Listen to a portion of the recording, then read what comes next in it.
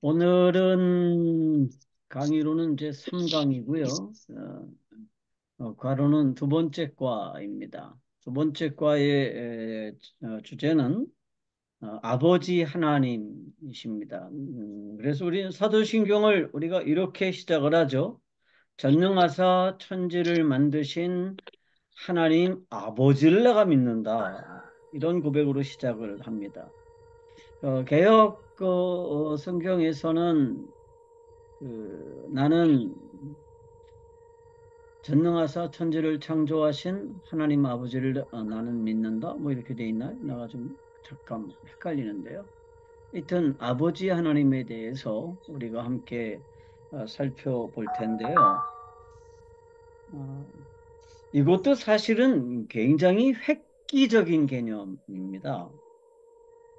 우리가 하나님을 아버지라고 부를 수 있다는 거요. 이거 아주 굉장히 획기적이에요. 이 세상에는 두 가지 종류의 여기가 있죠. 잠깐만요. 두 가지 종류의 철학 사조가 있습니다. 하나는 유신론이고 하나는 무신론이에요. 그래서 유신론은 신이 존재한다는 입장이고요. 무신론은 신이 존재하지 않는다는 입장인데 유신론이 신이 존재한다라고 생각을 해서 다 같은 건 아니에요. 왜냐하면 이 세상에 신이라고 하는 개념을 어떻게 이해하느냐가 굉장히 중요한 개념입니다.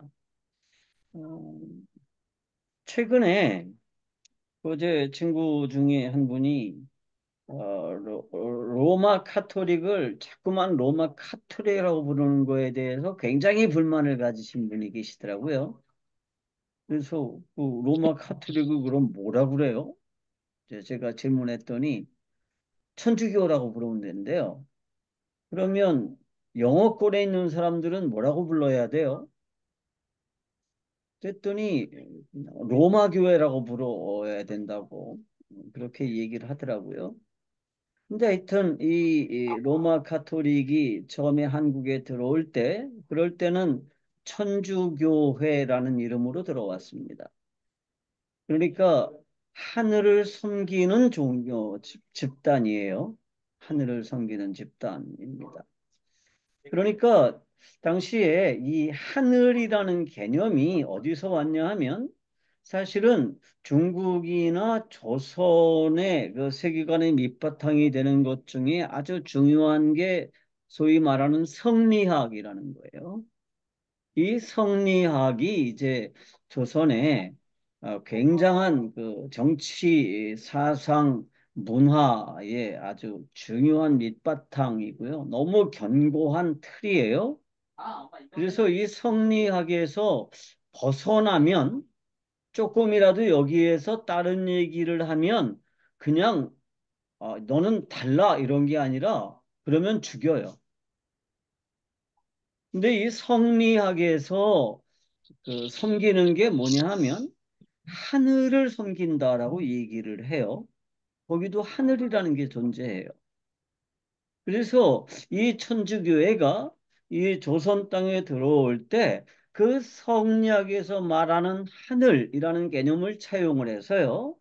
그 하늘을 섬기는 도리라는 개념으로 천주교회라고 그랬고요. 그 학문을 천주학이라고 그랬습니다.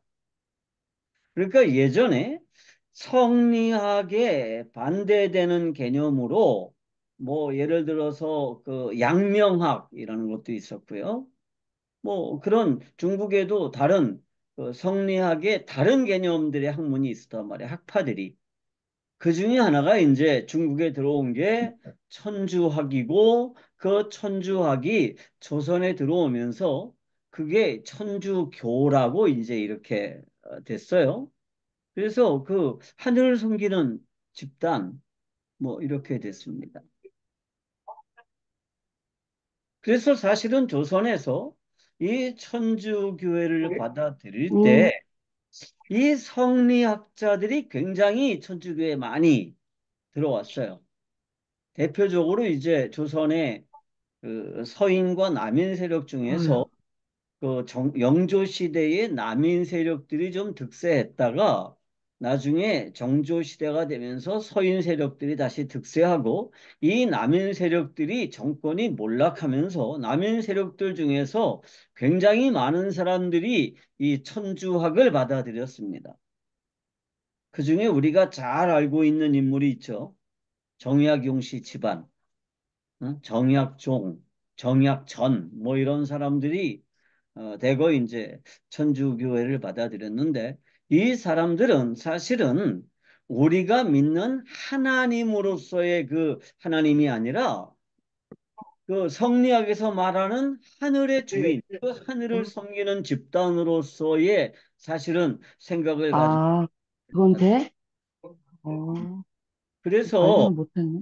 이 천주교회가 그런 방식으로 출발을 했기 때문에 우리랑은 굉장히 많이 달랐습니다. 근데 개신교회에서는 이 하느님이라는 분을 섬기지 않아요. 누구를 섬기죠? 하나님을 섬깁니다. 그래서 하느님이다 그러면 그 우주의 그 섭리자 혹은 우주의 운행 원리 뭐 이런 게 보통 우리가 말하는 하늘이에요. 그리고 그 성리학에서는 이 우주가 어떻게 형성이 됐느냐를 설명하는 거거든요. 그리고 이렇게 해서 성립된 이 우주에서 우리가 어떻게 살아야 되느냐를 설명하는 이 학문이 성리학이에요. 아유, 그리고 그 성리학에서 이제 소위 말하는 하느님이라는 분을 섬겼습니다. 응? 그런데 우리는 동아리. 하늘을 섬기는 게 이제 아니에요. 괜찮아? 누구를 응. 섬기죠? 하나밖에 없는 어, 하나님을 섬깁니다. 내가 더 짧을 거야, 여기 이거. 신은 오직 한 분이시다. 누가 지금 소리가 들리는데 마이크를 좀 꺼주세요. 신은 오직 한 분이세요. 그죠? 이 우주에는요, 두 가지 종류의 우주가 있다고 그랬습니다. 하나는 어떤 우주예요? 눈에 보이지 않는 우주. 또 하나는 눈에 보이는 우주예요. 그래서 눈에 보이지 않는 우주를 우리가 영적인 우주라고 그러고요. 눈에 보이는 우주를 우리가 물질 우주라고 이렇게 설명을 했습니다. 그런데 영적인 우주에 존재하는 것들은 눈에 보이지 않지만 분명히 존재해요. 그것들을 우리가 영이라고 불러요. 그 중에는 천사들도 있고 귀신들도 있습니다. 그런데 그런 그 영들을 우리가 신들이라고 이렇게 인정하지 않습니다. 그들은 신들이 아니에요. 신은 누구냐? 그 모든 영들의 창조자이시죠. 그분은 한 분이십니다. 그래서 그분을 우리가 하나님이라고 부르죠. 하나밖에 없는 신, 유일한 신입니다. 중국어 성경에서 이 하나님이라는 말을 상제라고 번역을 했어요. 이 상제라는 말은 사실은 도교적인 세계관에서 도교에도 굉장히 많은 신들이 있죠. 그 많은 신들 중에 최고 신이 상제예요. 황제, 상제. 그 신들 중에 최고 우두머리. 그래서 그 상제라는 말로 하나님을 번역을 했기 때문에 사실은 중국 사람들이 유일하신 신으로서의 하나님을 이해하는 게 굉장히 힘듭니다. 물론 지금 중국의 성도들은 이 상제라는 말을 신들 중에 최고 신으로 받아들이지 않고 유일한 신으로 받아들이지만 그렇게 언어상의 문제가 있기 때문에 이거를 받아들이는 게 굉장히 어려워요. 그런데 지금도 천주교에서는 뭐라고 부르죠? 하느님이라고 불러요. 그러니까 이게 사실은 표준어로 하면 하늘님입니다. 그리고 자기들은 천주교회라고 얘기를 해요. 그 하느님을 섬겨요.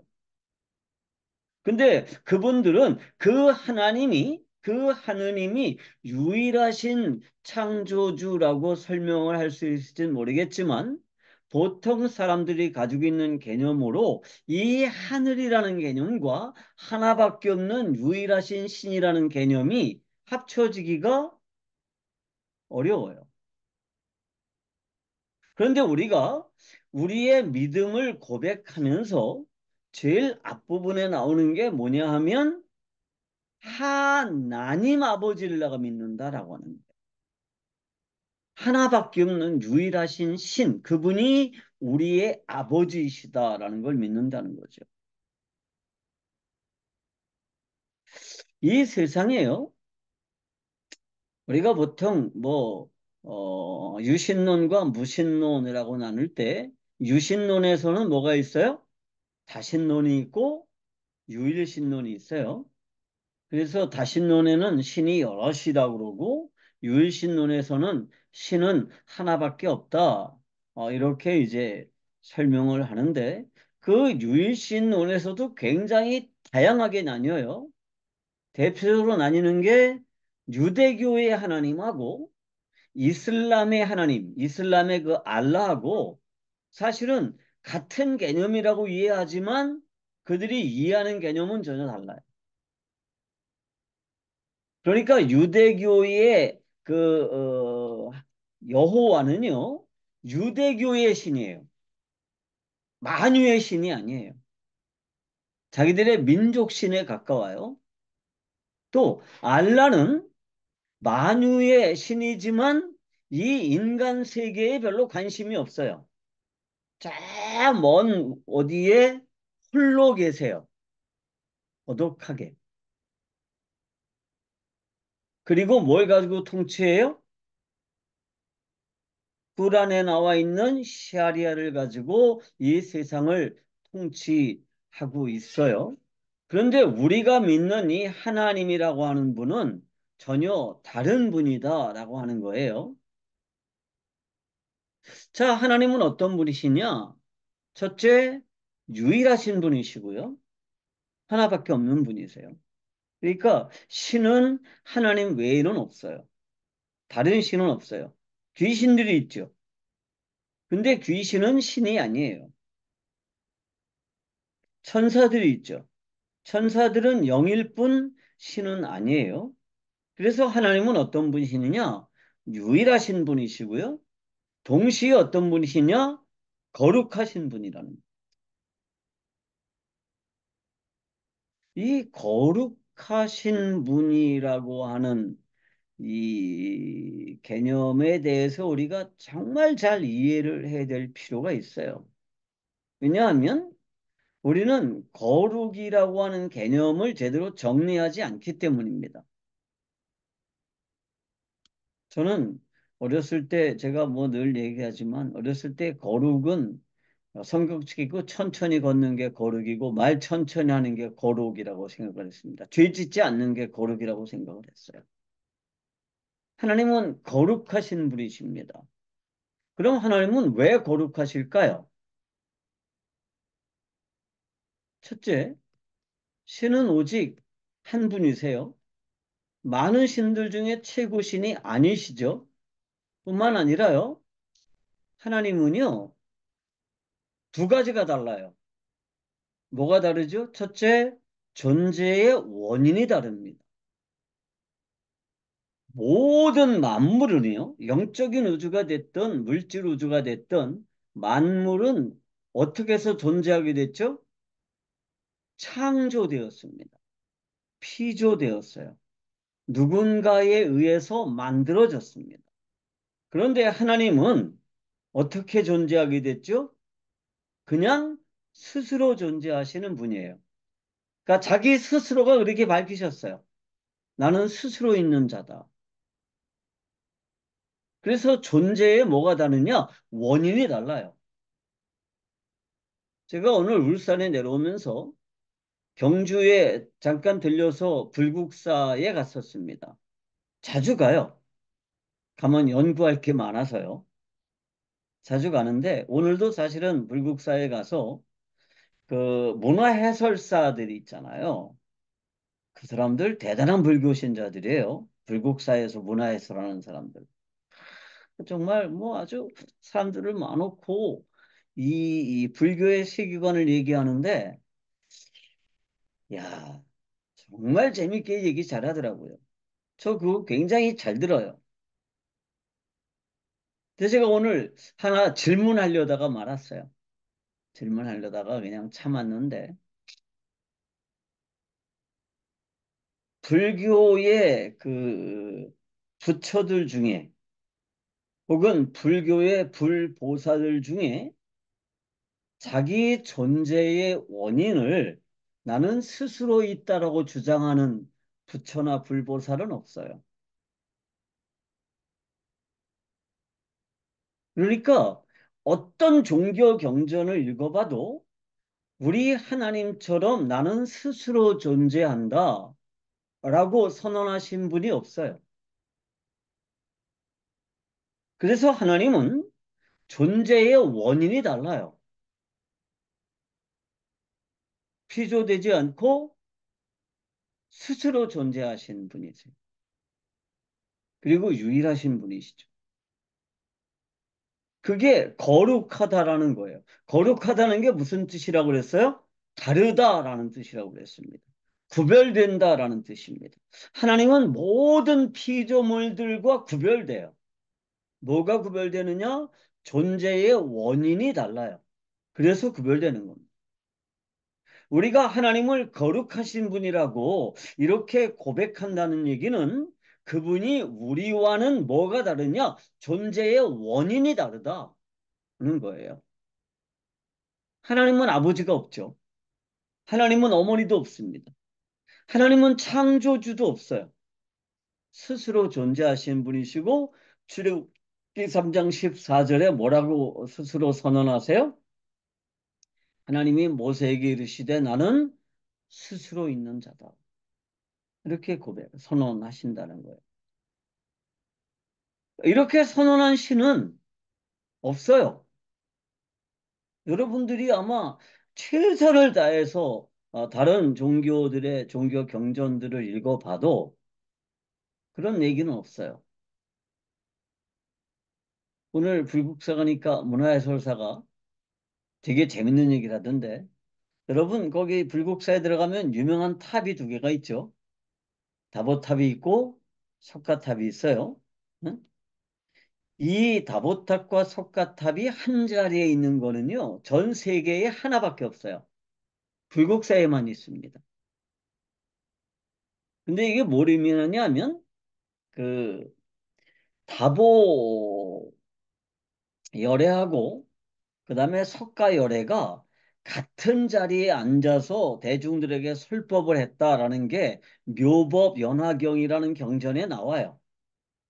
그 묘법 연화경이 지금 일본의 일련 정종교 그러니까 우리가 말하는 남묘호랑객교라고 하는 그 종교의 주요 경전이 묘법 연화경이에요. 거기에 보면 그 다보열애하고 석가열애가 같이 앉아서 설법을 했다라는 것을 그 내웅전 앞에 이렇게 상징적으로 두 개의 큰 탑을 아주 멋지게 만들어 놨는데 그 석가탑이 석가열애의 설법을 상징하는 건데요. 그 석가탑 아래 보면 그 방석 모양의 동그란 방석들이 8개가 있습니다. 석가탑 사방으로. 그게 그냥 만들어진 게 아니고요. 석가열애가 설법을 할 때 온 세상의 8보살들이 거기 모여서 석가모니의 불법을 들었대요. 그러면서 이 문화해설사가 이게 다 자기들 경전에 나오는 얘기래요. 그래서 제가 질문하려다가 또 참았는데 도대체 그게 어느 경전에 나옵니까? 그 얘기가. 그냥 꾸며낸 얘기죠. 혹은 전래된 얘기고요. 사실은 불교 경전에는 제가 알기로는 그런 내용의 설명이 없습니다.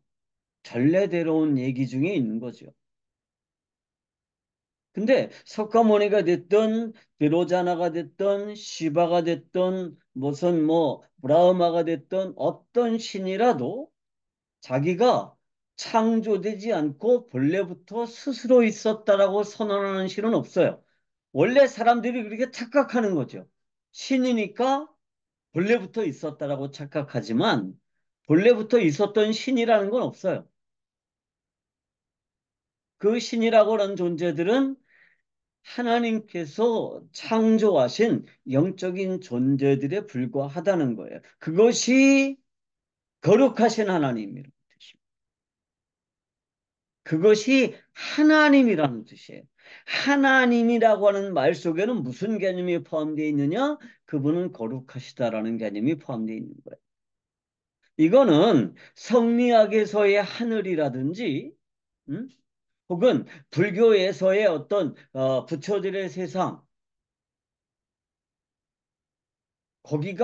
거기라든지 이런 개념하고는 전혀 다른 개념들입니다. 하나님이라는 이 이름 속에는 그분은 거룩하시다는 개념이 포함되어 있는데 거룩이라는 게 뭐냐? 두 번째로 존재의 목적이 다르다는 거예요. 존재되어진 모든 것들은 왜 존재한다고 그랬어요? 지난주에 제가 설명을 하면서 존재되어진 모든 것들은 누구를 위해서 존재한다? 창조주를 위해서 존재한다 그랬습니다. 골로새서 1장 16절에 만물이 그로 말미암았다. 그리고 그를 인하여 창조되었다. 그러면서 마지막에 뭐라 그래요? 그를 위하여 창조되었다. 이렇게 설명을 합니다. 그러니까 모든 만물은 창조주를 위해서 창조됐습니다. 다시 말하면 창조주가 그 존재의 목적을 정해요. 그런데 하나님은 존재의 목적을 가지고 존재하는 게 아니라 스스로가 존재의 목적을 정할 뿐 아니라 모든 피조물들에게 존재의 목적을 부여하실 수 있다는 뜻입니다.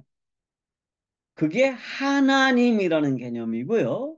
그 하나님이라는 개념 속에는 그분이 거룩하다라는 개념이 포함되어 있는 거예요.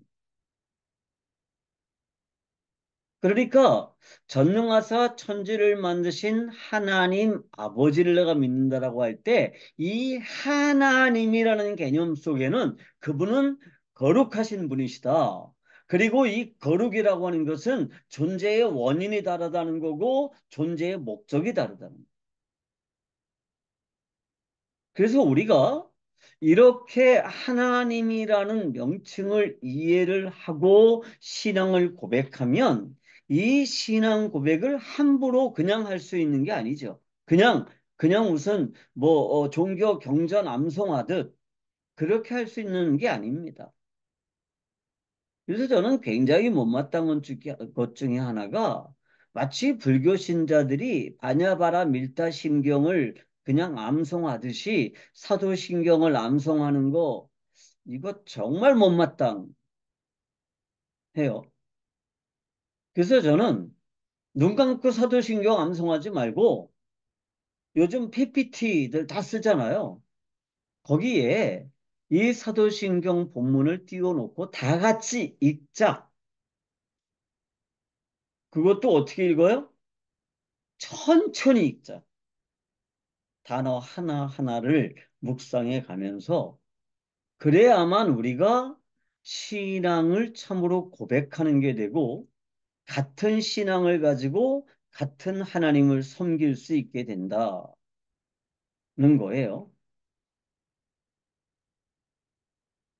그래서 이제 사도신경을 고백하게 됐습니다. 하나님은 거룩하세요. 그리고 우리는 피조물이에요. 하나님은 창조주시죠.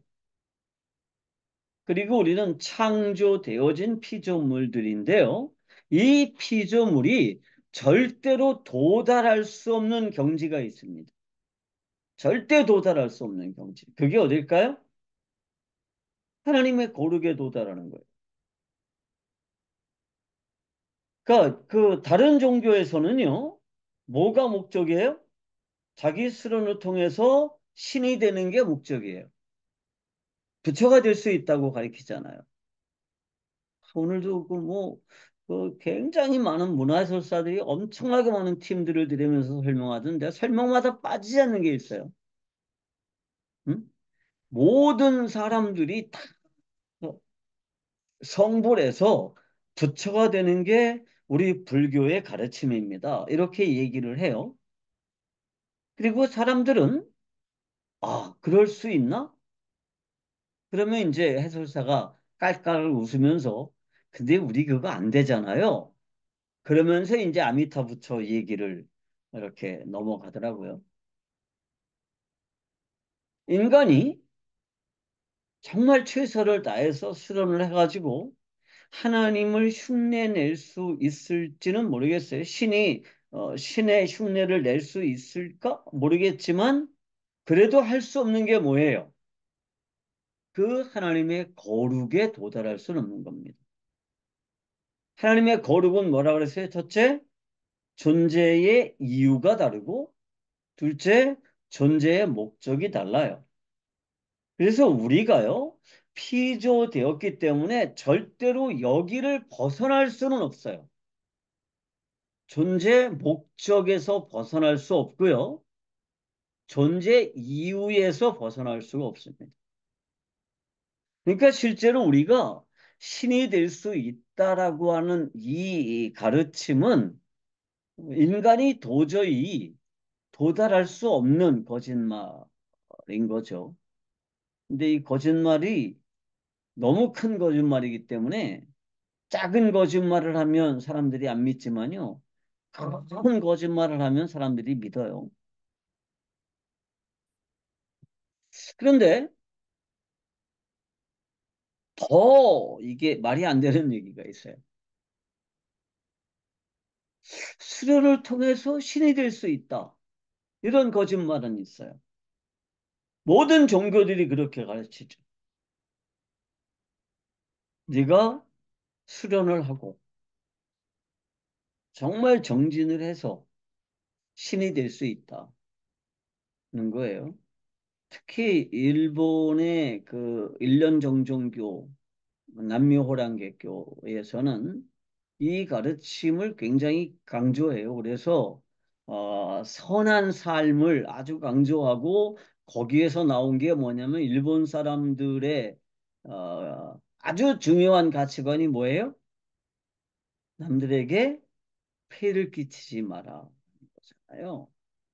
폐를 끼치지 말란 얘기는 내 스스로가 모든 일을 알아서 하고 다른 사람에게 혹시라도 폐가 되는 일은 하지 마라. 도움받는 일은 하지 마라. 그런 거예요. 왜냐하면 네가 뭐가 될 수가 있기 때문에 신이 될 수 있기 때문에. 그런데요. 어느 종교에서도요. 네가 신의 아들이 될 수 있다는 가르침은 없어요. 여러분 한번 생각을 좀 해보세요. 불교에서 부처의 아들이 될 수 있다고 가리키는 경전이 있나요? 없어요. 구란에도 없어요. 유대교의 경전에도 그런 내용은 없습니다. 그러니까 유대교 경전에서도요, 이스라엘 전체를 하나님의 백성 혹은 이스라엘 전체를 하나님의 족속이라고 이렇게 이해를 하기는 하지만 한 개인이 하나님의 아들이 된다, 야훼의 아들이 된다, 이런 개념은 꿈도 못 꿔요. 그런데 우리는 하나님을 뭐라고 불러요? 아버지라고 부른다.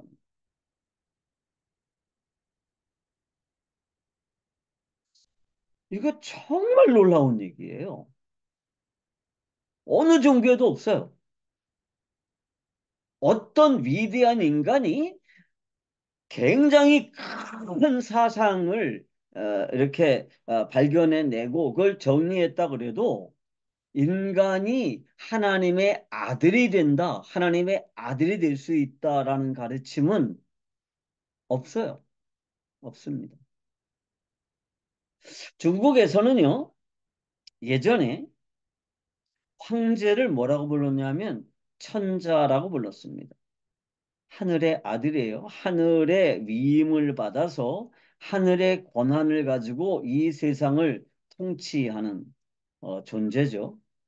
근데 이 천자, 이 황제가 진짜 하늘의 아들이 아니라 이 황제의 권위를 어디까지 높이려는 거예요? 하늘에까지 높이려는 계획이지. 진짜 이 황제가 하늘의 아들이라는 거 믿는 사람은 아무도 없죠. 다만 뭐를 인정하는 거예요? 그 황제의 권위를 인정하는 거죠.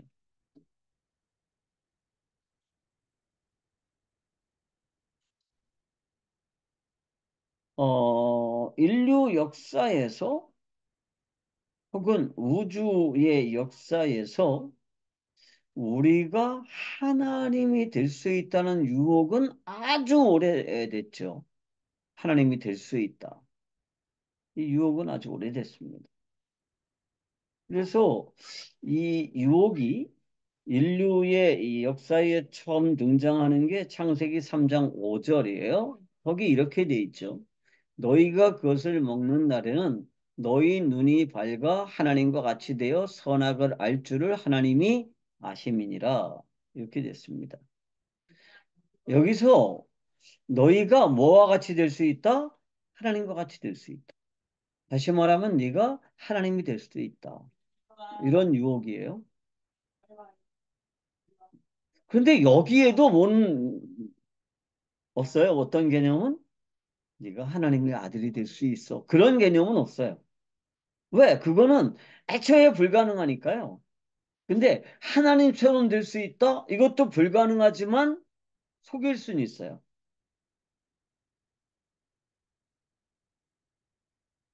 그래서 인간이 하나님과 같이 될 수 있다라는 이 유혹이 태초부터 영적인 우주에서 물질적인 우주에서 굉장한 힘을 발휘하고 지금까지도 그 가르침은 막강한 힘을 가지고 있죠. 그래서 많은 종교들에서 인간이 종교 생활을 통해서 수련을 통해서 신이 될 수 있다라고 가르치고 사람들은 그게 불가능하다는 걸 다 인정하면서도 어떻게 해요? 그래도 역시 자기가 신의 경지에 도달해야 되겠다라는 욕심을 가지고 있어요. 그러다 보니까 애초에 이게 불가능하잖아요. 그래서 다른 종교에서는요, 이거를 둘로 나눠요. 그래서 성직자 계급하고 평신도 계급하고 나눠요. 그래서 성직자 계급은 뭐를 추구해요? 자기들이 신이 되려는 추구를 해요. 근데 평신도 계급은 어떻게 해요? 스스로 신이 될 수가 없어요. 그러니까 이제 소위 말하는 무슨 뭐 저 아미타 부처라든지 이런 부처를 의지하는 방식으로 이제 신의 경지에 신에게로 나갈 수 있다라고 생각을 하는 거죠. 네, 우리가 하나님이 될 수 있다는 유혹은 아주 오래되었습니다. 근데 이 인간을 찾아와서 네가 하나님이 될 수 있다고 유혹한 존재가 누구예요? 창세기 3장에는 그게 뱀으로 되어 있지만 또 요한계시록 12장 9절에는 이렇게 되어 있어요. 큰 용이 내쫓기니 옛 뱀, 곧 마귀라고도 하고 사탄이라고도 하며 온 천하를 꿰는 자라. 이게 같은 의미예요. 그러니까 사탄, 마귀, 옛 뱀, 용 이게 한 존재를 가리키는 표현이라는 거죠. 그런데 이 옛 뱀을 이사야서 14장 12절은 이렇게 설명을 했어요. 너 아침의 아들 계명성이여 어찌 그리 하늘에서 떨어졌으며 너 열국을 엎은 자여 어찌 그리 땅에 찍혔는고 라고 그랬습니다. 여기에서는 이 마귀 옛 뱀 큰 용을 뭐라고 지칭했느냐 하면 계명성이라고 지칭을 했어요.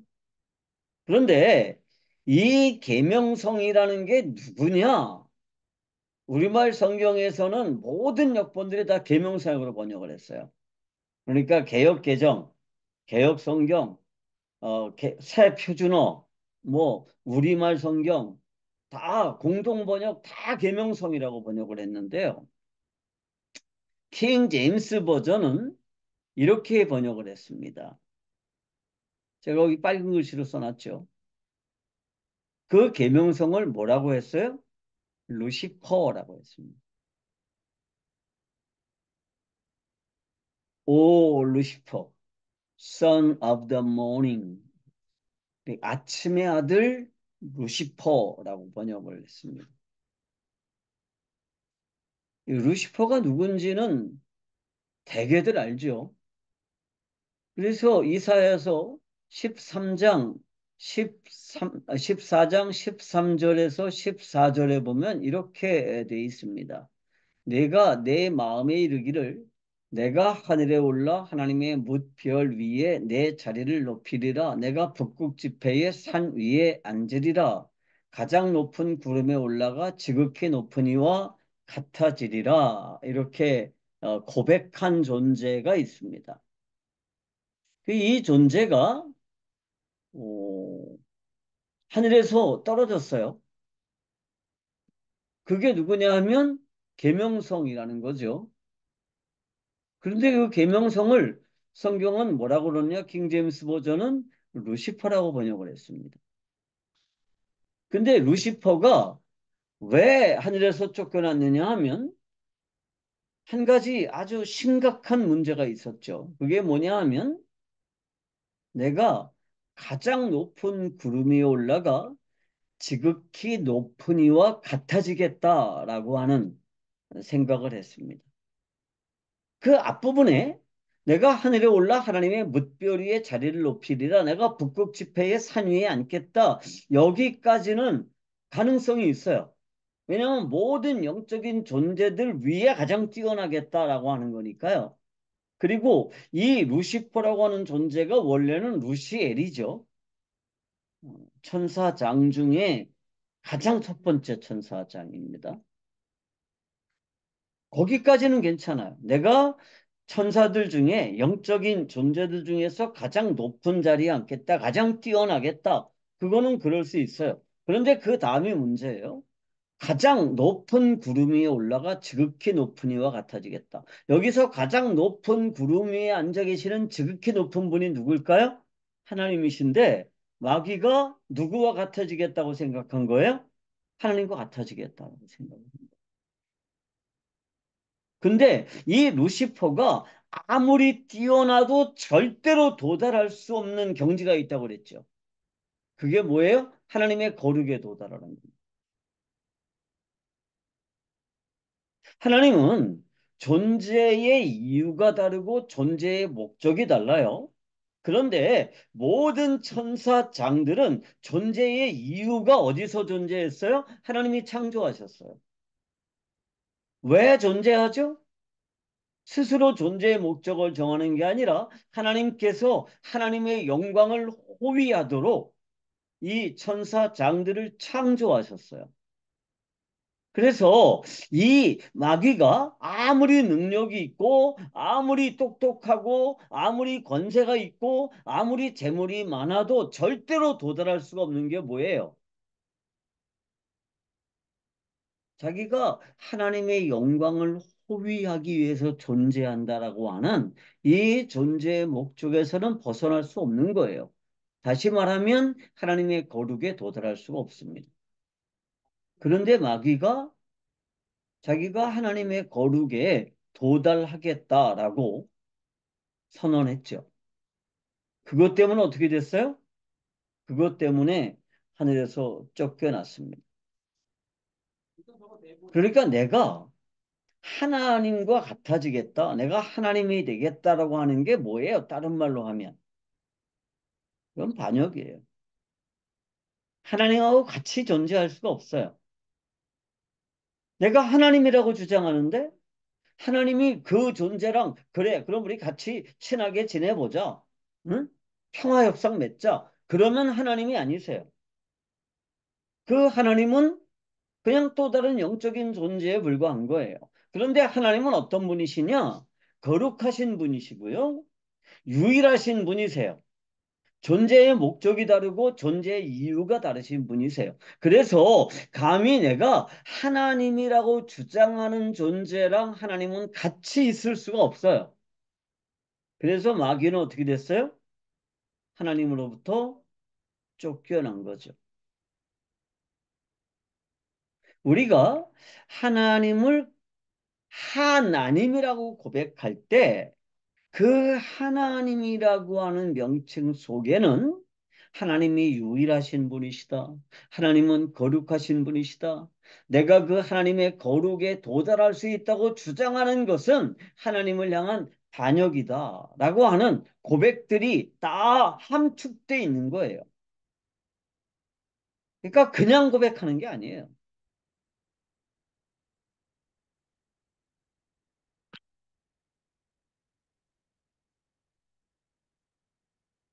여러분, 피조물은요, 절대로 하나님의 거룩에 도달할 수가 없습니다.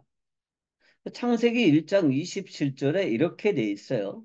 하나님이 자기 형상 곧 하나님의 형상대로 사람을 창조하시되라고 돼 있습니다. 그런데 여러분 이 말씀을 잘 보세요.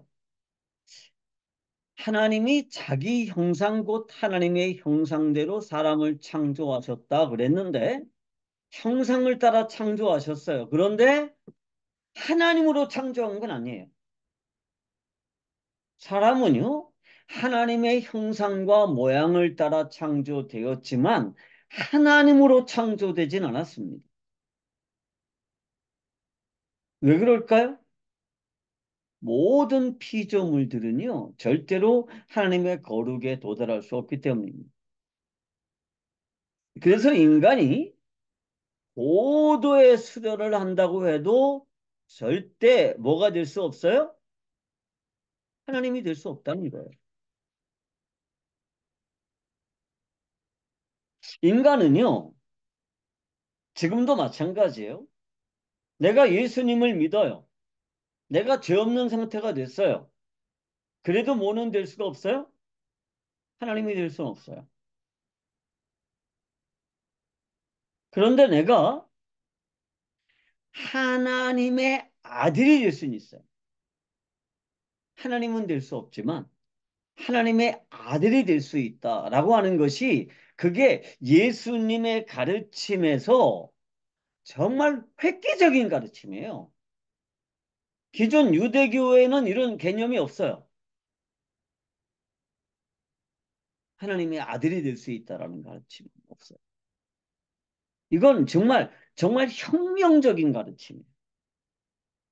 그래서 예수님이 하나님을 뭐라고 불렀어요?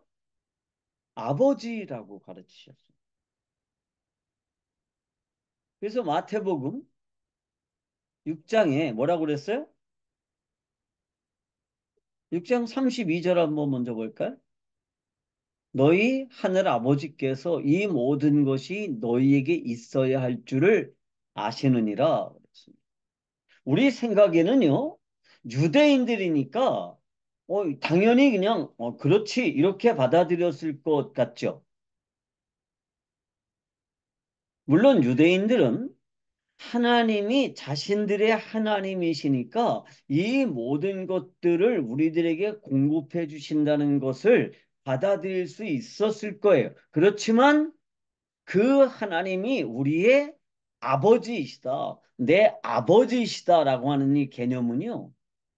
절대로 받아들일 수가 없었어요. 자, 한번 볼까요? 마태복음 6장 9절에 뭐라 그랬어요? 하늘에 계신 우리 아버지요. 이렇게. 하나님 앞에 기도할 때 그 하나님을 뭐라고 부르라 그래요? 네, 아버지라고. 근데 여러분, 인간이 하나님의 아들이 된다는 것은 뭐와 비슷해진다는 얘기예요? 하나님과 같은 존재가 된다는 거예요. 근데 우리가 하나님의 아들이 된다라는 거 하는 얘기는요, 뭐를 벗어나는 개념이에요?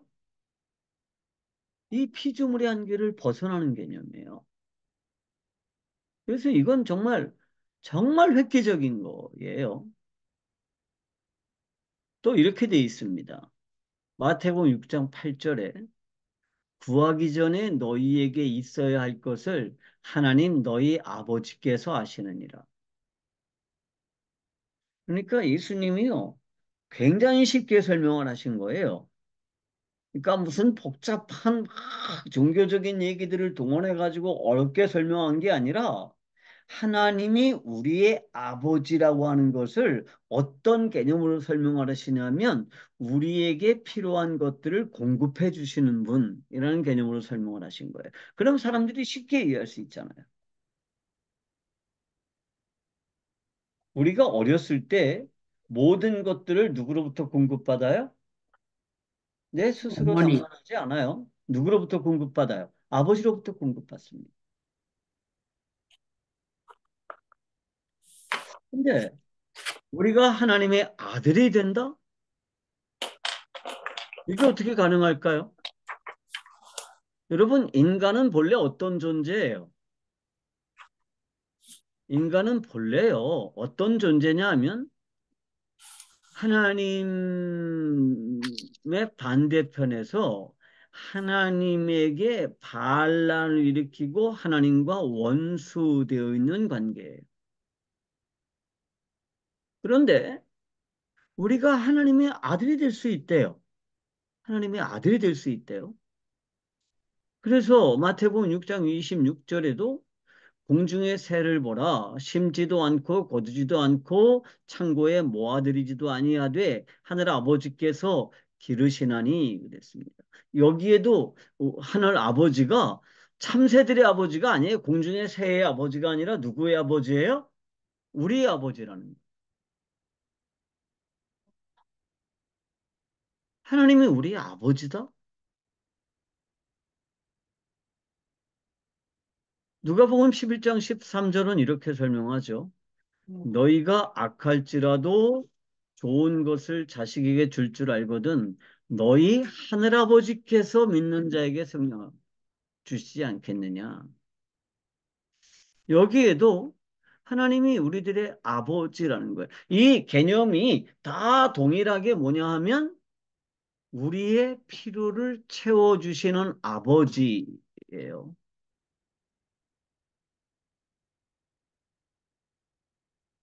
그래서 주기도문에도 이렇게 돼 있죠. 너희는 이렇게 기도하라. 하늘에 계신 우리 아버지요. 이름이 거룩히 여김을 받으시오며 이렇게 설명을 하고 있습니다. 맨 마지막은 이렇게 돼 있어요. 나라와 권세와 영광이 아버지께 영원히 있사옵나이다. 누구의 아버지예요? 내 아버지. 근데 여러분, 어떻게 우리가 하나님의 아들이 될 수 있을까요?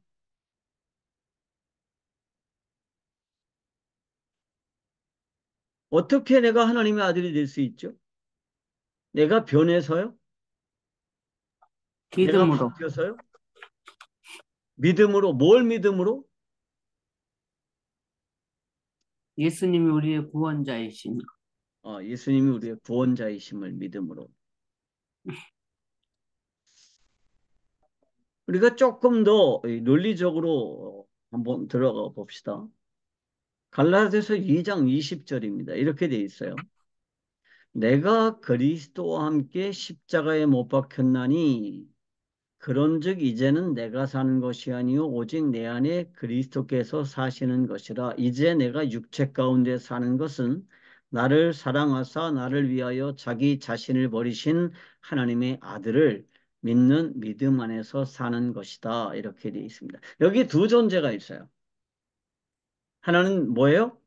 이미 죽어버린 나가 있어요. 죽어버린 나. 또 하나는 살아있는 나예요. 그죠? 근데 죽인 게 누구예요? 누가 죽었죠? 내가 죽었어요. 언제 죽었죠? 예수 그리스도가 십자가에 못 박힐 때 나도 같이 죽었어요.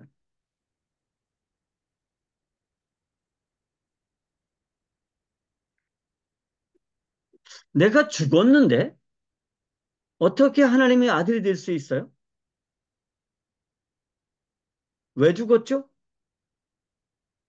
반역죄의 처벌을 받아서 사형을 당해 죽었어요. 예수님이 죽으신 이유가 그거니까요. 그래서 예수님이 반역죄를 지은 모든 인류의 죄를 대표해서 마지막 아담으로 십자가를 지시고 처형당하셨어요. 예수님이 마지막 아담이 되셨다는 게 굉장히 중요해요. 그래서 마지막 아담이라는 게 뭐예요? 예수님이 죽으신 뒤에 더 이상 하나님 앞에 반역을 저질렀던 이 아담족은 존재하지 않아요. 왜? 예수님이 마지막 아담이셨으니까. 그래서 그 예수님의 죽음 안에서 나도 죽었어요. 그런데 내 안에 뭐가 있어요? 새로운 생명이 생겼어요. 그게 뭐예요? 오직 내 안에 그리스도께서 사시는 것이라. 이제 내가 육체 가운데 사는 것은 나를 사랑하사 나를 위하여 자기 자신을 버리신 하나님의 아들을 믿는 믿음 안에서 사는 것이다. 그랬습니다. 내 안에 새로운 생명이 살아있어요. 내 육체 안에. 나는 죽었는데. 그 새로운 생명이 누구의 생명이에요? 그리스도의 생명이다.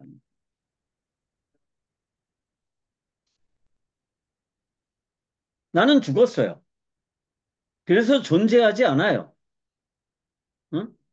그런데 내 안에 누가 계세요?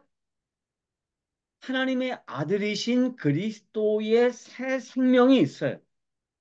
그게 이제 내 안에 사는 것이라는 거예요. 그러면 그 새로운 생명은 누구의 생명이에요? 그리스도의 생명이기 때문에 그 그리스도의 생명은 누구로부터 온 생명이에요? 하나님으로부터 온 생명이고 그리스도는 하나님의 아들이세요. 그래서 우리가 뭐가 될 수가 있는 거예요?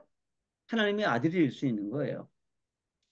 제가 자꾸 타종교 얘기를 하는데요. 이게 비교해보면 굉장히 재밌기 때문입니다. 그러니까 불교에서는 강조점이 뭐예요? 너는 존재하지 않는다라는 거예요. 응? 네가 존재하지 않는다. 나머지 네가 현재 느끼고 감각하고 눈으로 보고 이 모든 것들은 환영에 불과하다. 마야에 불과하다. 이게 불교의 핵심적인 가르침이에요. 그래서 나는 존재하지 않는다는 사실을 깨달으면 내가 부처가 될 수 있다는 거예요. 근데 성경은 그렇게 허무맹랑한 얘기로 하지 않아요. 나는 죄로 인해서 예수 그리스도와 함께 죽었어요. 나는 죽었어요. 그래서 내가 죽었다는 걸 깨달으면 내가 자유로워지느냐? 아니에요. 그 안에 누가 들어오셨어요?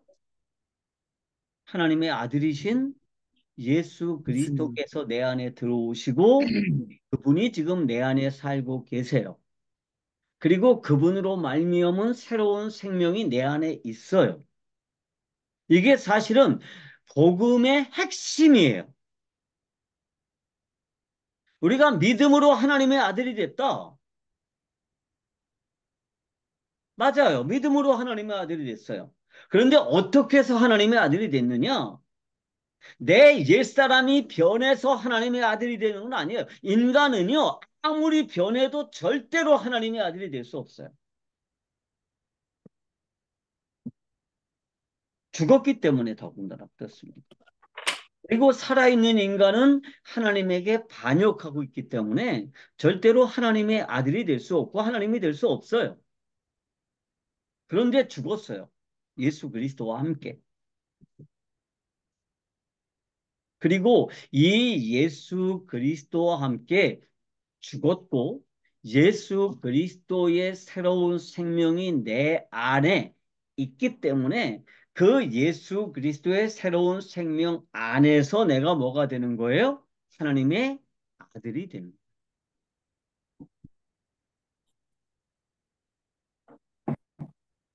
이게 우리가 명확해야 뭐가 생길까요? 그래야 능력이 생겨요. 명확하지 않으면 그냥 종교적인 신념으로만 살아가기 때문에 능력이 없어요, 삶에.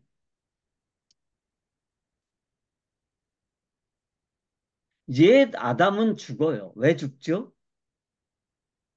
죄를 지었기 때문입니다. 죄의 삭은 사망이요 하나님의 은사는 그리스도 예수 우리 주 안에 있는 영생이니라 그랬습니다. 여기서 말하는 죄가 뭘까요?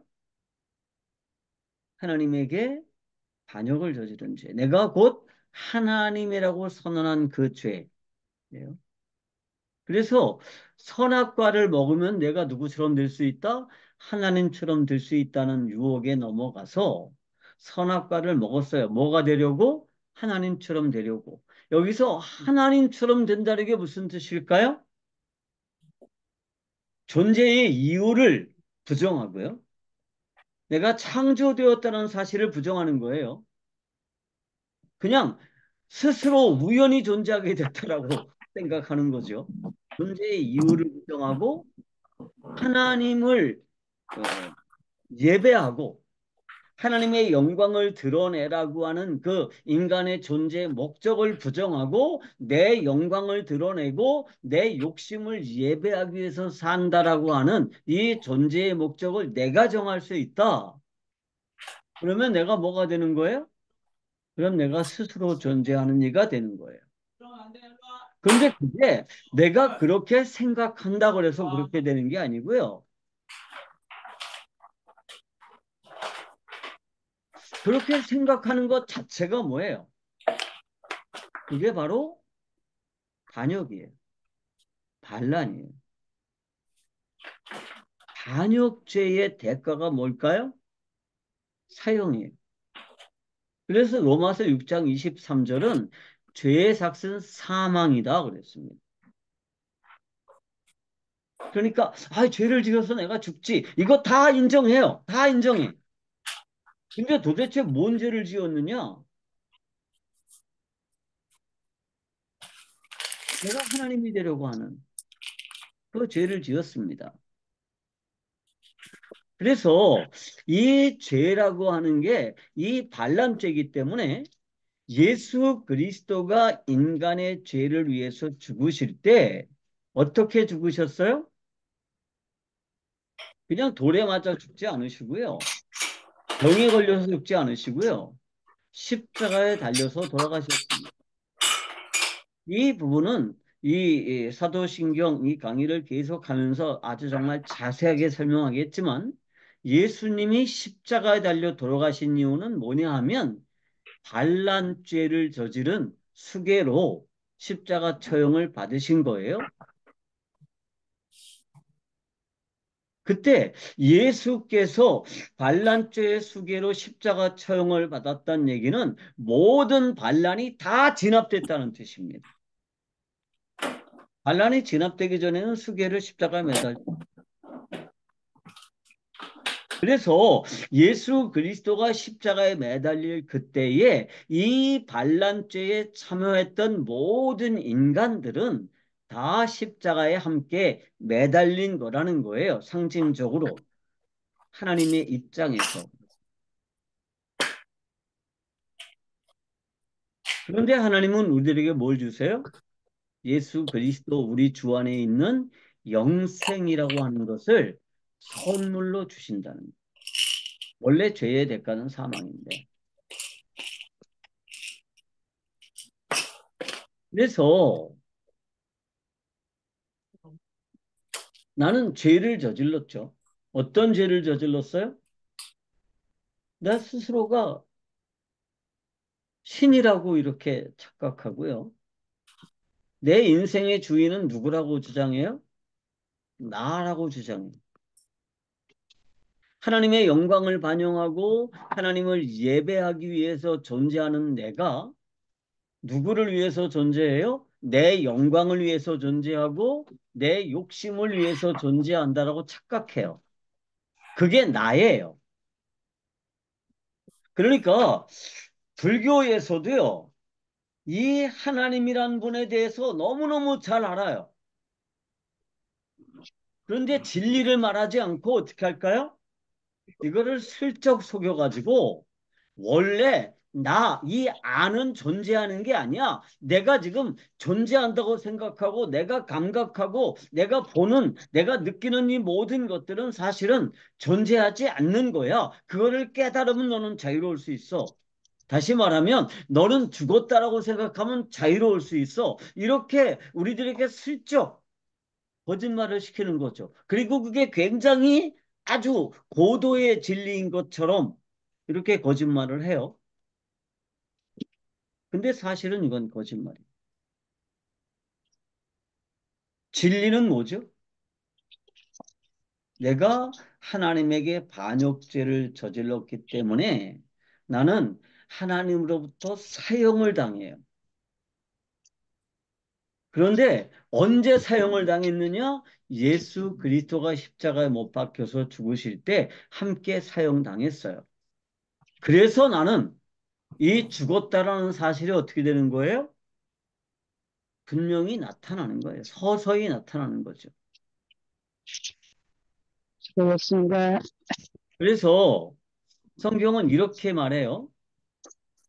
고린도전서 15장 45절에 기록된 바 첫사람 아담은 생명이 되었다함과 같이 마지막 아담은 살려주는 영이 되었나니 그랬습니다. 여기 아담이 둘 나오죠. 하나는 첫사람 아담. 두 번째는 뭐예요? 마지막 아담. 마지막 아담이 누굴까요? 예수 그리스도예요. 첫사람 아담은요, 생명이 되었습니다. 하나님이 그에게 뭘 불어넣으셨어요? 생기를 불어넣어서 첫사람 아담은 생명이 됐어요. 몸과 육체를 함께 가지게 됐습니다. 그런데 마지막 아담은 어떻게 됐을까요? 범죄로 인해서 죽은 인간을 어떻게 했어요? 살려주었습니다. 자기 자신이 다시 살아나시는 방식. 그것을 우리가 부활이라고 이렇게 인정을 하는 거죠. 여러분, 어느 종교에도 부활이라는 개념은 없어요. 유대교에도 없습니다. 그래서 유대교들도 예수님이 부활했다는 사실을 인정 안 해요. 무슬림에도 없어요. 무슬림에서도요, 그 무슬림의 창시자인 마호멧이 죽었다가 부활했다라는 개념이 없어요. 왜 인간은 다 뭐의 대가로 죽어요? 죄의 대가로 죽으면 자신의 죽음으로 자신의 죄의 대가를 지불하고 끝나는 거예요. 그런데 예수 그리스도는 어떻게 하셨어요? 부활하셨습니다. 이 부분도 다음번에 다시 설명을 하겠습니다. 그래서 예수님은 살려주는 영이 되셨어요. 그래서 우리가 예수님의 영을 내 안에 모셔드리면 그러면 그 영이 뭐를 할까요? 죽어있던 내 영을 살려요. 그러면 그 영은 누구의 영이 될까요? 예수 그리스도의 생명을 가지고 있는 영이에요. 그 예수 그리스도의 생명은 누구의 생명이냐? 하나님의 아들의 생명이에요. 그래서 우리가 하나님의 아들이 될 수 있는 거예요.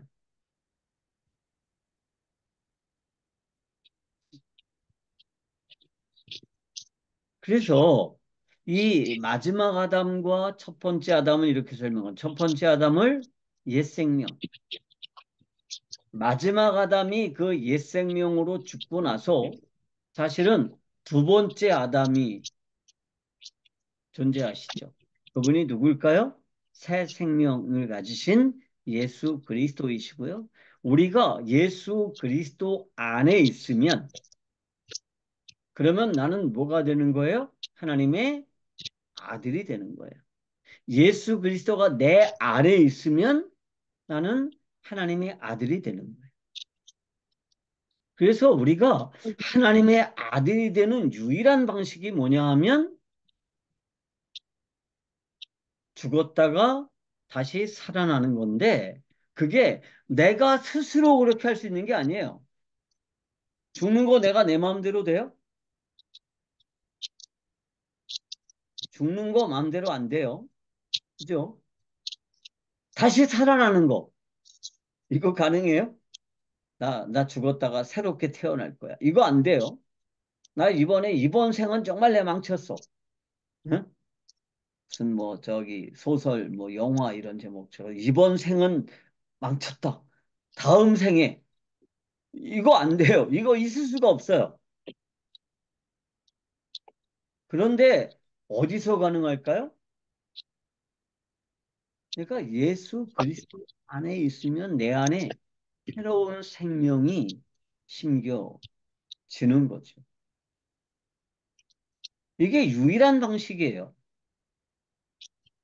다른 어떤 방식으로도 안 돼요. 종교 생활 아무리 열심히 해도 안 돼요.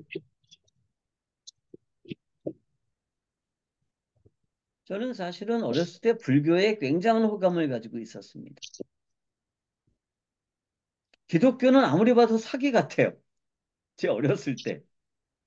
무슨 뭐 믿으면 다 된다고 그러는데 믿어서 되는 게 없더라고요. 응? 근데 불교에서는 그렇게 안 가르쳐요. 네가 노력하면 된다 그래요. 그래서 전 불교에 굉장한 호감이 있었어요. 근데 나중에 제가 성경에 대한 지식이 생겨나고 또 세상 학문에 대한 지식이 생겨나고 또 많은 종교 경전들을 공부하면서 아, 진리라고 하는 게 단순하구나 라고 하는 사실을 발견했어요. 우리가 하나님의 아들이 되는 방법은요. 하나님의 아들로 태어나는 방법밖에 없는데 하나님의 아들로 태어나는 게 이게 내 능력으로 되는 게 아니에요.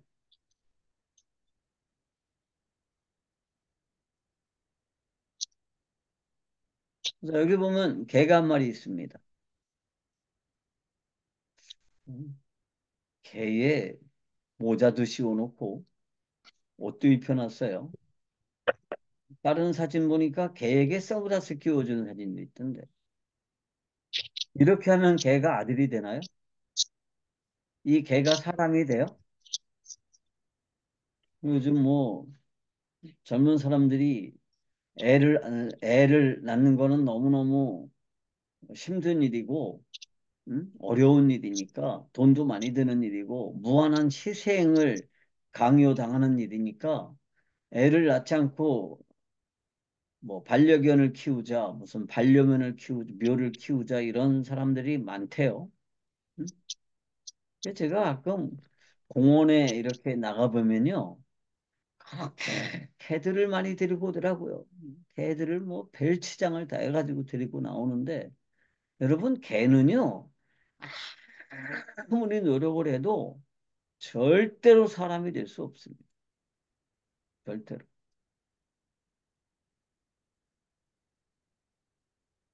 사람도요. 아무리 노력을 해도 절대로 뭐가 될 수 있어요? 하나님의 아들이 될 수 없어요. 하나님의 자가 될 수 없어요. 인간은요. 그냥 인간의 종일 뿐입니다. 그리고 인간이라는 이 종은 하나님 앞에 반역죄를 저질러서 사형이 확정되었고요. 사형이 집행됐어요. 예수 그리스도가 십자가 못 박히실 그때에. 근데 우리가 하나님이 될 수 있다. 수련을 통해서 그 얘기는 개를 이렇게 열심히 옷을 입히고 어? 미장원에 데리고 다녀주고 그러면 개가 사람이 될 수 있다라는 거와 같아요. 개를 사람 취급할 수는 있죠. 근데 개는 절대로 사람이 될 수 없습니다. 마찬가지로 사람도요. 절대로 뭐가 될 수 없어요? 하나님이 될 수 없고요. 하나님의 아들이 될 수 없어요. 그런데 우리가 하나님의 아들이 되는 방법이 있습니다. 그게 뭘까요? 내가 그리스도 안에 있으면 되는 거예요. 내가 그리스도 안에 있습니다. 마태복음 16장 16절에 사도 베드로가 이렇게 고백하죠. 주는 그리스도시요 살아계신 하나님의 아들이십니다. 그랬습니다. 그러니까 예수 그리스도는 누구냐면 하나님의 아들이에요. 그런데 내가 그 하나님의 아들 안에 있으면 어떻게 되는 거죠? 하나님의 아들입니다. 그래서 이 고백은요, 정말 엄청난 고백이에요. 예수님이 하나님의 아들이다.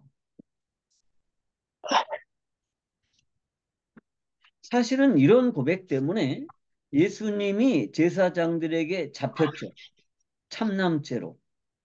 그런데 예수님이 참남죄로 잡혔지만 참남죄로 처벌받으신 건 아니고 뭔 죄로 처벌을 받았어요? 빌라도가 로마의 반역자로 유대인의 왕으로 정치범으로 처형했어요. 근데 예수님은요, 하나님의 아들이셨습니다. 근데 예수님이 베드로가 이런 고백하는데 뭔 소리 절대로 그런 말 하지 마 큰일 나 이게 무슨 하나님의 아들 그러지 않았어요. 뭐라 그랬어요? 바요나 시모나 네가 복이 있도다. 그런데 네가 그런 고백을 하게 된 것이 네 머리에서 나온 게 아니라 누가 주신 거다? 하나님 아버지가 주신 거다.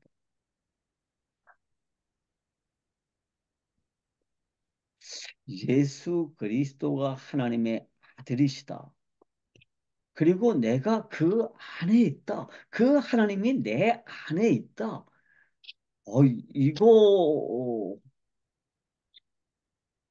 정말 대단한 거죠. 우리가요, 하나님을 아버지라고 부를 수 있어요. 왜? 하나님의 아들이신 예수님이 내 안에 있기 때문입니다. 내가 하나님의 아들이신 예수님 안에 있기 때문이에요.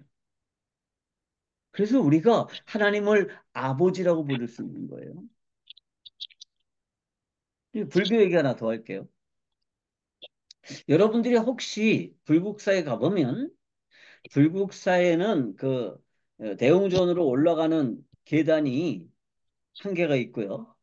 거기가 이제 우리가 말하는 청운교, 백운교라고 하는 거예요.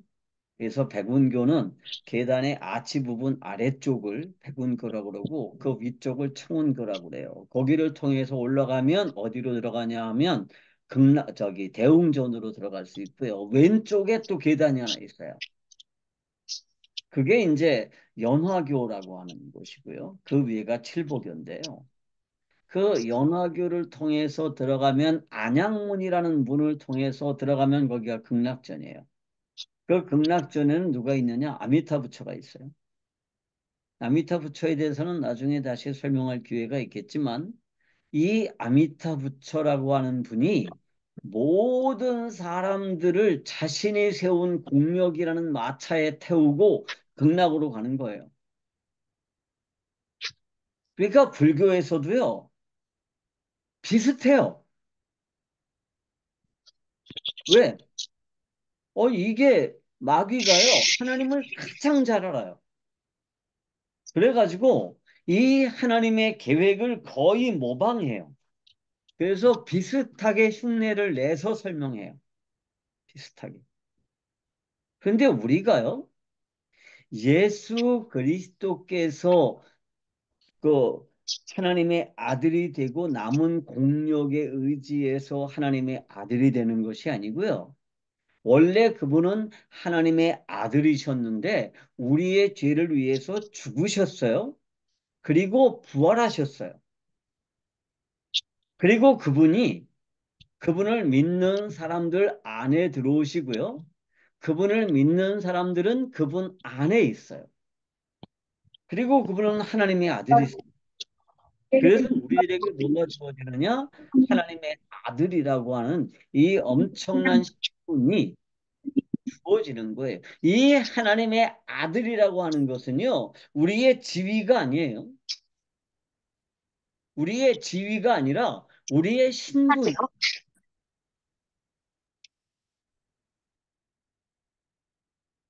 그리고 그분이 우리들에게 뭘 주실까요?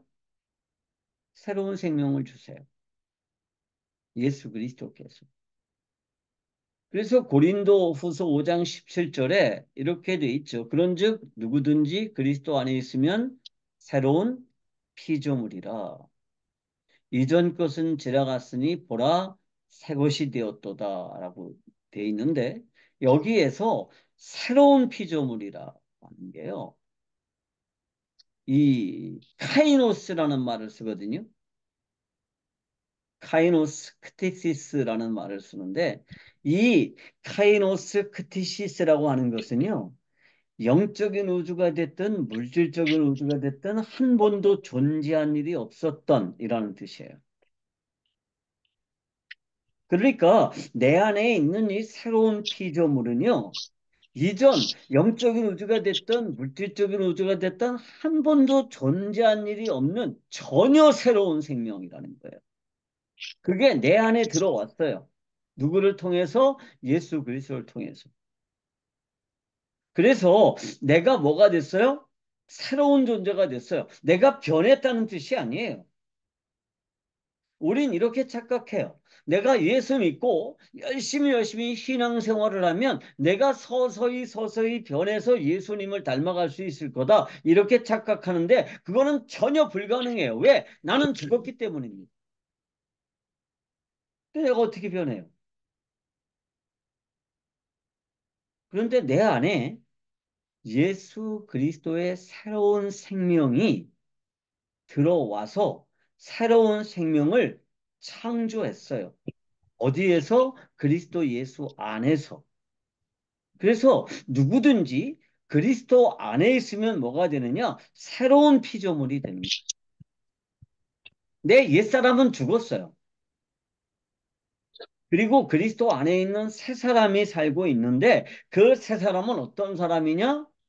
우주에 단 한 번도 존재한 일이 없었던 전혀 새로운 생명체예요. 하나님은 영적인 우주를 창조하시고 물질 우주를 창조하셨어요. 그리고 창조 사역을 완성하셨어요. 그런데 예수 그리스도께서 다시 뭘 하셨느냐? 새로운 생명을 창조하셨어요. 어떻게? 자신의 죽으심과 자신의 부활하심을 통해서. 그리고 그 예수 그리스도 안에 있는 사람들에게 이러한 새로운 생명을 부여해 주신다는 것입니다. 그게 고린도후서 5장 17절에 있는 말씀의 핵심적인 내용입니다. 그래서 우리가 예수 그리스도 안에 있으면 새로운 피조물이 되는데 우리가 어떻게 예수 그리스도 안에 있게 되느냐? 요한복음 1장 12절에 그렇게 설명하죠. 영접하는 자, 곧 그 이름을 믿는 자들에게는 하나님의 자녀가 되는 권세를 주셨으니 라고 되어 있습니다. 로마서 8장 16절에는 뭐라고 되어 있어요? 성령이 친히 우리의 영과 더불어 우리가 하나님의 자녀인 것을 증언하시느니 성령이요 내 영, 하나님이 애초에 생명을 창조하실 때 그 영이 죽었다가 성령이 내 안에 들어오셔서 그 영을 다시 살리시고 그러한 과정을 통해서 우리가 하나님의 자녀라고 하는 것을 증언해 주신다는 거죠. 여기 이 사진에 있는 예쁜 아기가 있죠. 참 잘생겼는데 이게 누굴까요? 제 외손자예요. 음, 외손자 이재하입니다. 얘가 내 손자예요. 내 핏줄. 근데 우리가 하나님의 자녀가 되는 방식은 뭐냐 하면 자녀로 태어나는 것밖에 없어요. 그런데 하나님의 자녀로 어떻게 태어나느냐? 거듭나야 되는 거예요. 이 거듭난다는 게 뭘로 거듭나는 거예요? 물과 성령으로 거듭나는 거예요. 그런데 어떻게 되는 거냐? 내 죄를 예수 그리스도의 죽으심으로 씻고 예수 그리스도의 부활하심으로 새로운 의로운 생명을 부여받는 거. 내가 뭐가 되는 거예요? 하나님의 자녀가 되는 거예요. 하나님의 자녀가 되는 겁니다.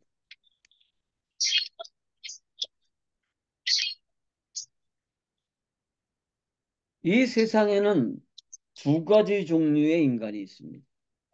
뭐 우리가 흔히 아는 대로 무슨 뭐 흑인이 있고 황인종이 있고 뭐 백인종이 있고 뭐 그런 게 아니에요.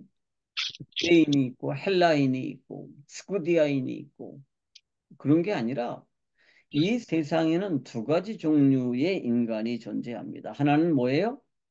육신의 자녀들입니다. 아담족이죠. 여전히 뭐밖에 없는 거예요? 옛 생명밖에 없어요. 그런데 이 옛 생명은 이미 죽었어요. 그렇기 때문에 모든 사람에게서는 이 죽음이라고 하는 과정이 서서히 서서히 나타나요. 그러니까 서서히 서서히 죽어가는 게 아니에요. 이미 죽었는데 그 죽음이 서서히 서서히 나타나지는 거예요. 그게 우리가 죽는 과정이에요. 그래서 로마서 9장 8절에 뭐라고 설명해요? 이렇게 설명해요. 육신의 자녀가 하나님의 자녀가 아니요 오직 약속의 자녀가 씨로 여기심을 받느니라 그랬습니다. 여기 두 가지 종류의 사람이 있어요.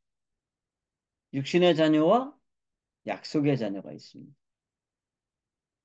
자, 여기서 사도 바울이 직접적으로 말하는 육신의 자녀는 누굴까요? 이스마엘이죠. 아브라함의 육신적인 혈통으로 태어난 아들, 아브라함의 노력으로 태어난 아들이에요. 아브라함의 생식 능력, 육체적인 생식 능력으로 태어난 아들, 이 아들이 이스마엘이에요. 이 이스마엘을 우리가 육신의 자녀라고 그래요. 그런데 이 육신의 자녀가 하나님의 자녀가 아니라 누가 하나님의 자녀냐 하면 약속의 자녀가 하나님의 아들. 제가 그저께 밤인가 늦게 텔레비전을 잠깐 봤는데 그런 내용의 다큐멘터리였어요. 아라비아라고. 그러니까 지금 아라비아 그 반도의 그 지정학적인 그다음에 뭐 여러 가지 환경적인 이런 것들을 이제 다스린 건데 보니까 참 놀랍대요. 그 아라비아 반도에 오일이 뭐 펑펑 쏟아지잖아요. 그 오일의 힘을 가지고 엄청난 마천루들을 세웠죠, 두바이에. 그리고 농사를 짓는데 땅속에 300m에서 지하수를 끌어올려 가지고 그 광야 사막을 완전히 옥토로 바꿔 가지고요. 물을 엄청나게 이렇게 뿌려다 가지고 농사를 짓더라고요. 그러니까 거기에 뭐 온갖 종류의 새들이 날라와 가지고 살더라고요. 그리고 거기에 온갖 종류의 곤충들이 존재를 해요. 초원이 형성됐으니까 곡식들이. 그래서 이게 사막에 물이 넘쳐 흐르리라라고 하는 이 말씀이 생각이 났어요. 그 드라마를 보면서. 그러면서 그 아랍 족속들이 누구의 후손? 이스마엘의 후손들이잖아요. 그 이스마엘의 후손들이 어떻게 저렇게 소위 말하는 복을 받았을까 생각을 해보니까 창세기 17장인가? 거기에 그런 내용이 있어요. 17장이든가 내가 좀 기억이 가물가물하는데 하나님께서 아브라함이 아브라함에게 아들 주겠다 그러니까 아브라함이 그러죠. 아유, 제가 이 나이에 어떻게 아들을 낳겠습니까? 이스마엘이나 하나님 앞에서 잘 되기를 바랍니다. 하나님 이스마엘이나 좀 봐주세요. 이렇게 하나님 뭐라 그래요? 이스마엘에 대해서도 내가 네 얘기를 들었다. 그래서 내가 이스마엘에게도 뭘 주느냐? 복을 줄 거다. 그래서 이스마엘에게서 12부족이 나오게 할 거고 이스마엘이 생각고 번성하게 해줄 거다. 그런 약속을 하셨어요. 그래서 그런데 그 다음 기절이 재밌어요. 내가 이스마엘에게도 복을 주겠다. 그러면서 하지만 내 언약은 누구와만 맺겠다? 이삭하고만 맺겠다. 이렇게 하나님이 말씀하세요. 하나님의 언약은 뭘까요? 하나님의 자녀가 되는 언약입니다. 그런데 하나님의 자녀가 되려면 뭐가 있어야 돼요? 약속의 자녀여야 됩니다. 그런데 이 약속의 자녀가 누구예요? 창세기 3장에서 하나님께서 인간에게 보내주시기로 약속하신 자녀가 있죠. 그 자녀가 누구예요? 여인의 후손입니다. 그 여인의 후손이 현실적으로 이 세상에서 오신 분이 누굴까요? 그분이 예수 그리스도시죠. 그래서 예수 그리스도가 약속의 아들입니다. 여인의 후손으로 오신 분입니다. 갈라디아서 4장 28절에는 형제들아 너희는 이삭과 같이 약속의 자녀라. 이삭이 약속의 자녀인 것처럼 이삭이 아브라함의 육체적인 생식 능력과 상관없이 성령의 잉태하심으로 태어난 것처럼 우리도 내 옛 육신, 우리 아버지 어머니의 육체적인 생식 능력과 상관없이 뭐에 의해서 약속의 아들이신 예수 그리스도의 생명 안에서 우리가 뭐가 되었느냐? 하나님의 아들이 됐는데 그 하나님의 아들이 어떤 아들이 되었느냐? 약속의 아들이 됐다는 거예요. 약속의 자녀가. 그게 우리가 약속의 자녀가 되었다라고 하는 의미고요. 우리가 우리의 신앙을 하나님 앞에 고백할 때 뭐라고 고백해요? 하나님을 아버지라고 고백하는 이유예요.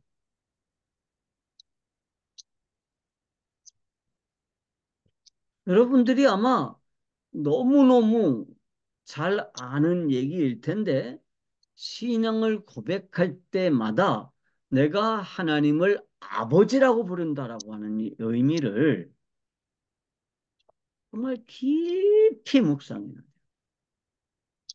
뿐만 아니라 우리 주변 사람들에게 혹은 우리 성도들에게 이것을 정말 분명하게 가르쳐 줘야 돼요. 그래야만 뭐가 되느냐 하면 강건한 복음 위에 뿌리를 내린 강건한 복음의 용사들이 될 수가 있고요. 능력 있는 그리스도인의 삶을 살 수가 있어요. 그러면 절대로 뭐에 안 넘어갈까요? 그러면 절대로 이단에게 안 넘어갑니다.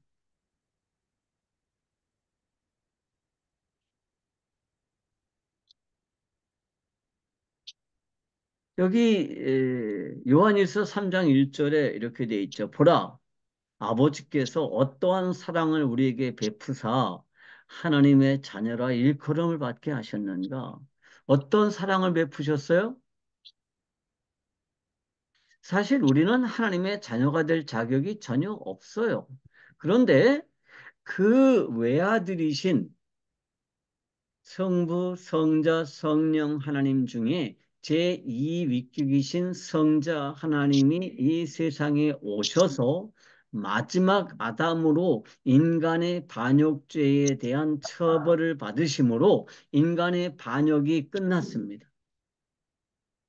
그리고 예수 그리스도가 다시 사단하심으로 그 안에 있는 사람들, 그리고 그 안에 예수님을 모시고 있는 사람들에게는 하나님의 자녀가 되는 권세를 주셨는데, 어떻게 내가 예수 그리스도 안에 있느냐? 복음 사건을 신뢰하는 방식으로. 예수 그리스도께서 내 죄를 위해서 죽으셨다라고 할 때 내 죄는 어떤 죄다?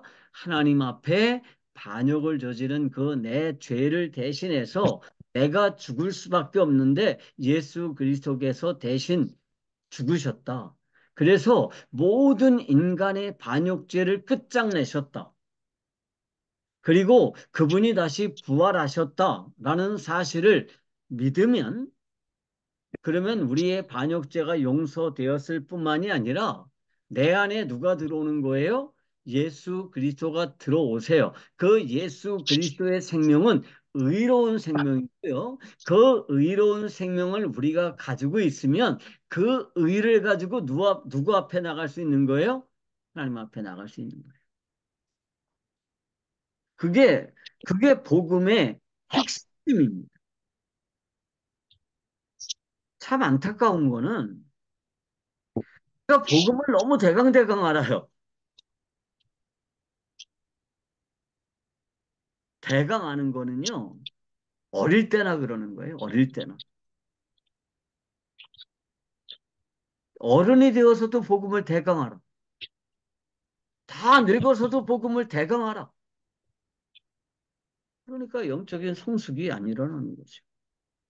그러면 뭐가 없냐면, 그러면 내 안에서 예수 그리스도의 영광이 드러날 수가 없는 거예요. 그래서 우리가 하나님의 자녀가 됩니다. 자녀가 되면 특권이 있죠. 자녀의 특권. 그 자녀의 특권이 뭘까요? 자녀가 되면 뭐든지 하나님 앞에 구하면 다 주시는, 그게 특권일까요? 그것도 뭐 특권이라면 특권일 수 있는데, 그거는 어릴 때 하는 얘기고요.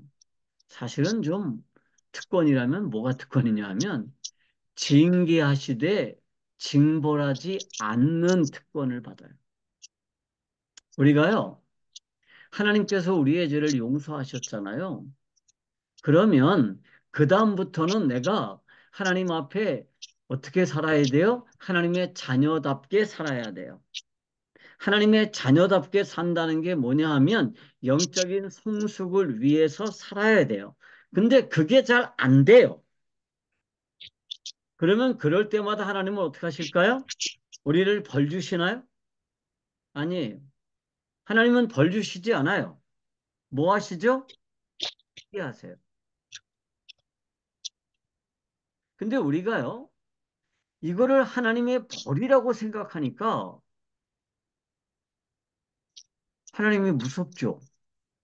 그래서 벌 받기 무서워서 벌벌 떨면서 음? 신앙생활을 하려고 그래요. 그리고 목사님들도 하나님을 두려워하라고 이렇게 막 강조하죠. 여러분, 하나님은 우리의 아버지세요. 아버지는요, 그 아들을 벌 주지 않아요. 그 벌 준다는 건 뭘까요? 그건 징계예요. 그 징계에는 뭐가 포함되는 개념이에요? 사랑이라는 게 포함되는 개념이에요. 그래서 그리스도인은 하나님 앞에 징계를 받을지언정 징벌은 받지 않는다. 이게 자녀의 특권입니다. 그래서 히브리서에 이렇게 기록이 돼 있죠. 히브리서에 보면 이렇게 돼 있어요. 주께서 그 사랑하시는 자를 징계하시고 그가 받아들이시는 아들마다 채찍질 하심이라 하였으니 너희가 참음은 징계를 받기 위함이라 하나님이 아들과 같이 너희를 대우하시느니 어찌 아버지가 징계하지 않는 아들이 있으리요? 그러니까 우리가 하나님 앞에 징계를 받는다는 게 뭐의 증거냐 하면 내가 하나님의 자녀가 되었다라고 하는 증거입니다. 우리가 하나님으로부터 벗어나려고 할 때마다 하나님의 길에서 벗어나려고 할 때마다 내 영적인 성숙이 아니라 내 욕심을 위해서 살려고 할 때마다 하나님은 어떻게 하시느냐? 우리를 징계하십니다. 치시죠. 때리십니다. 근데 그 때리는 게 그 잘못에 대한 벌로 때리는 게 아니고요. 그 잘못을 뭐 하라고? 깨닫고 고치라고 징계하시는 거예요. 그들은 잠시 자기의 뜻대로 우리를 징계하였거니와 오직 하나님은 우리의 유익을 위하여 그의 거룩하심에 참여하게 하시느니라. 무릇 징계가 당시에는 즐거워 보이지 않고 슬퍼 보이나 후에 그로 말미암아 연단받은 자들은 의와 평강의 열매를 맺느니라 그랬습니다. 자, 여기 보면 하나님이 우리를 징계하시는 이유가 뭐라 그랬어요? 우리의 유익을 위하여 그의 거룩하심에 참여하도록 하기 위해서 우리를 징계하신다는 겁니다. 그러니까 징계를 받을 때는 누구나 힘들어요. 그러니까 하나님이 징계하실 때마다 하나님 나만 미워하시는 것 같아. 하나님 왜 나한테만 이렇게 가혹하세요? 뭐 그럴 때 있죠. 근데요, 그게 당시에는 즐겁지 않아요. 징계받는 거. 그러니까 징계를 받으면 감사합시다. 징계를 받으면 기뻐합시다. 이거 거짓말이에요. 징계받는데 뭐가 기뻐. 그렇지만 그 징계를 통해서 하나님이 우리들에게 원하시는 게 뭐냐 하면 우리가 영적으로 성숙해서 내 안에 있는 그리스도가 자라나고 내가 그리스도의 성품까지 이루는 거예요. 그러면 내게서 뭐가 나타나요? 하나님의 영광이 나타나는 거죠. 그 일을 위해서 하나님 우리를 징계하시는 거예요. 내가 예수 믿으면 죄가 용서됐으니까 어떠한 죄를 지어도 괜찮다? 아니에요. 하나님은요, 우리가 영적으로 성숙하는 것을 기대하세요. 그래서 영적으로 성숙되어서 내게서 하나님의 성품이 드러나게 되는 것을 원하세요. 그리고 그 일을 위해서 우리를 바른 길로 인도하세요. 잘못된 길로 가면 어떡하시죠? 징계하세요. 그래서 여호와께서 나의 목자세요. 그래서 그 여호와께서 어떻게 하시죠? 의의 막대기와 지팡이로 나를 안위하세요. 그러니까 여기에서요, 나를 보호해 주신다. 그런 개념만 있는 게 아니고요. 내가 잘못된 길로 가면 어떡할까요? 지팡이로 나를 이렇게 해가지고 바른 길로 가도록 치신다는 거예요. 양의 입장에서는요, 제가 가고 싶대로 못 가게 하면 좀 불편하겠죠? 그런데 그런 과정을 통해서 내가 어디로 가느냐? 하나님의 집에서 떠나지 않고 내 안에 있는 그리스도께서 나의 새로운 생명을 성장시키시고 그 새로운 생명을 통해서 하나님의 영광이 드러나게 하신다는 겁니다. 그래서 이 하나님의 자녀의 특권은 뭐냐 하면 징계하시되 징벌하지 않으신다는 거고요. 자녀의 의무가 있습니다. 내가 하나님의 자녀가 됐으면 뭐 해야 되죠? 그리스도의 형상에 이르도록 자라야 됩니다.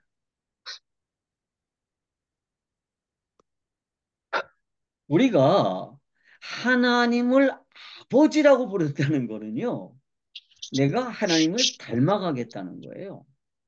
내가 하나님을 닮아가겠다는 거예요. 제가 어렸을 때만 해도 우리 어머님이 저에게 늘 강조하신 가르침이 있어요. 아버지 체면 떨어뜨리는 일 하지 마라. 라는 거죠.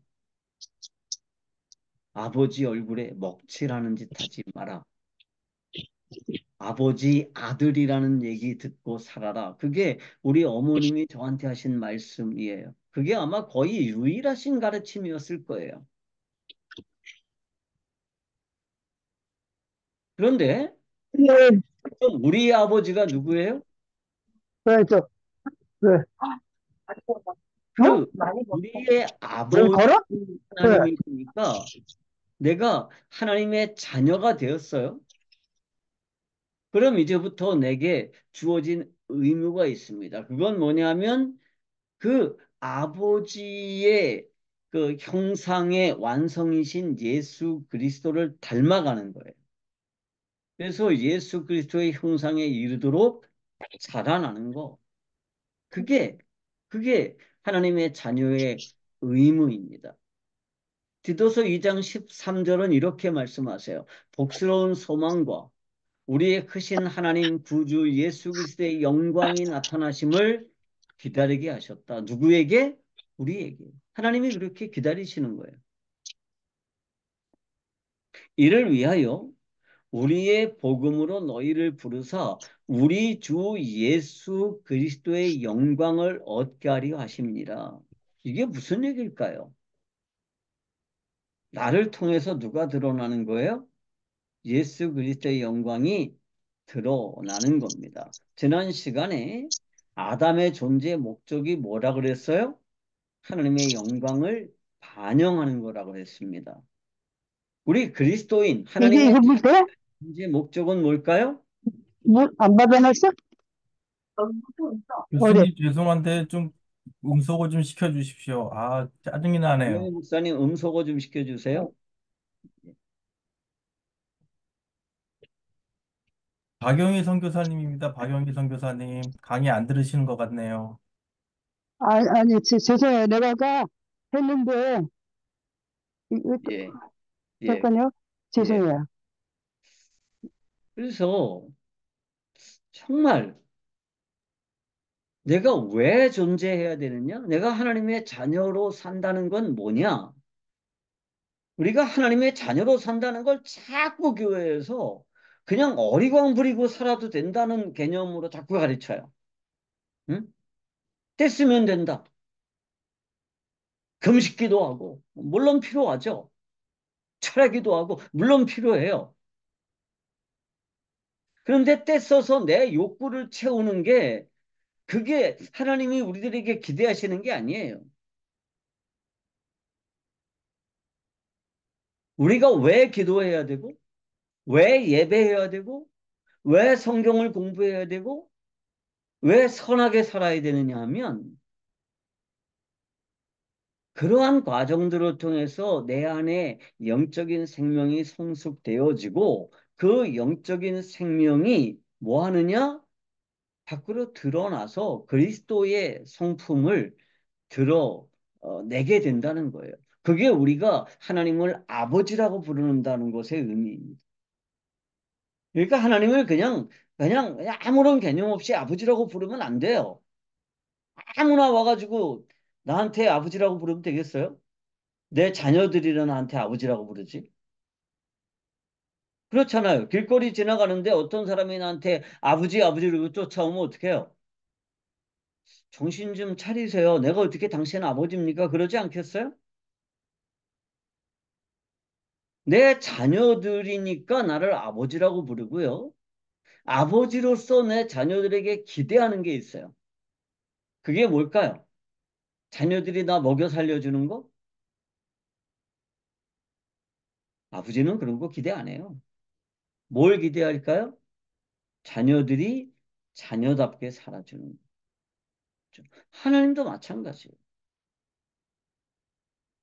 우리가 생각하는 거, 말하는 거, 사람을 대하는 거, 일을 대하는 거, 돈을 대하는 거, 이 모든 과정을 통해서 하나님의 영광이 드러나지는 거죠.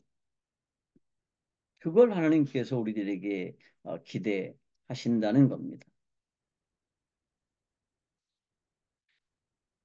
그래서 제가 쓴 책에 이렇게 말씀을 했습니다. 우리가 전능하신 창조주 하나님을 아버지로 고백한다는 것은 단지 그분에게 어리광을 부리며 떼를 쓴다는 뜻이 아니라 점차 아버지를 닮아갈 수 있도록 최선을 다한다는 것이다.